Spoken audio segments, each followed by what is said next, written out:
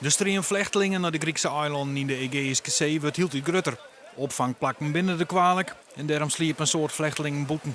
Ook het feit dat honderden mensen verongelukje bij de oortocht, docht mensen nooit denken over haar vakantiebestemmings. Dat vernemen ze ook bij reisbureau Internoord in Ljouwert.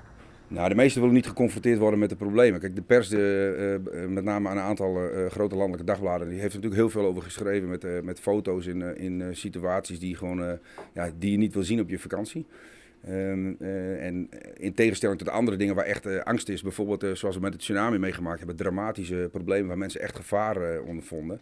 Ja, dan is die schrikreactie veel groter en dan zeggen mensen ook gewoon we willen er niet heen. Dan komt er vrij snel een negatief reisadvies waardoor alles ook in zijn werk gaat. Dat is nu niet het geval. En zei mensen niet van nou ja, ik wil daar net decadent in de zinnen lezen, te zinnenbak maar een cocktail, wilst een paar 100 meter verderop de, bij wijze van spreken in het extreme de verdronken lichaam omspelen. Ja, dat is inderdaad, als we een reactie krijgen van mensen die er niet heen willen, dan is dat de meest gehoorde reactie. Maar ik moet eerlijk zeggen dat dat niet extreem het geval is in deze, althans niet bij de klanten die wij onderweg hebben. Mensen die nog boeken moeten, kiezen liever voor een orenbestemming. Internoord krijgt een protte telefoontjes van mensen die informatie willen over de tastoon in bepaalde gebieden. En de toeristen die er toch heen gaan, willen graag helpen. Nou, dat is wel typisch Nederlands, denk ik. Een aantal reacties gehad van mensen van er zit een bepaalde bagagevrijdom op wat je mee mag nemen naar het buitenland als je op vakantie gaat. En we hebben een aantal reacties gehad van mensen die vroegen of ze meer bagage mee mochten nemen omdat ze kleding hadden of tandenborstels of wat ze dan maar op voorraad hadden.